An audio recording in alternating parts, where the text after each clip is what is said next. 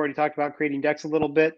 You can modify decks by clicking on them, and it'll show you all of the cards and the back for each card. So you could set up different backs for each of the different cards if you wanted to. You can go in and delete things. If you want to just add a card, for example, let's say that you wanted 4 jokers in this deck, you would just add card and add another joker in. You can also set the card size. So as an example, perhaps you wanted your cards to always be big so they're easy to read. You could set them up to something like 205 by 253 pixels, and the cards will come out at that size automatically. So just to kind of show you what that looks like, this is, if you single click the deck, you drag it out, that's the size that it comes in automatically by default. If I were to adjust that to say 300, let's go 305 by 353. Now when I drag the card out, it's going to come out much bigger and skewed because I was really bad about the dimensions, but you know. So that's how you can make the size different. That's a lot of times really useful for things like adventure deck cards where there's going to be text that you want to read. And when it comes out that size, it's kind of hard to read.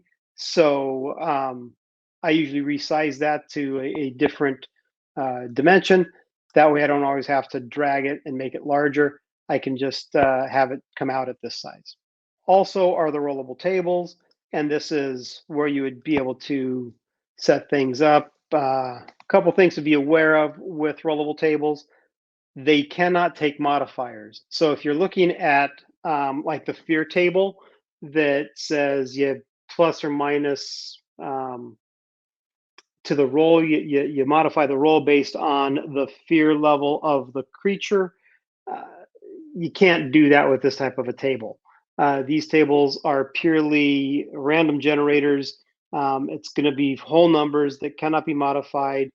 So just be aware of that. That's where that documentation comes in handy for this, because when you add an item, you can give the thing a name. This is also where you can put in a description.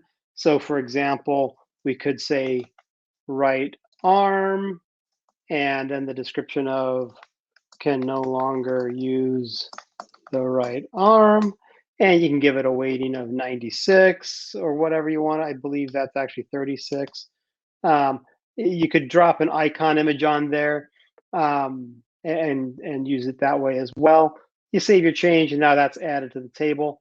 Then whenever you roll from that random or from that rollable table, it'll pull up that information and display it in the chat for you.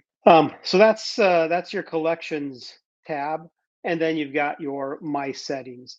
Here, you've got how you can personalize it. So if you don't want to show Finderski, let's say that you want your character's name there, you can change that.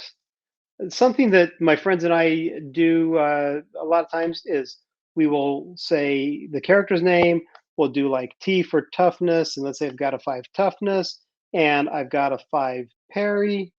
We do that, and this way, you'll now see that my avatar has Hank T5 P5. That saves us the hassle of asking, what's your toughness again? What's your parry again? We just show that with the character avatar and go from there. You can set your characters to pop out into a separate window. Right now, these are all contained within the same window, the same tab as Roll20 itself. I prefer that. When you pop it out, there are some limitations. For example, the drag and drop functionality for the Compendium doesn't work.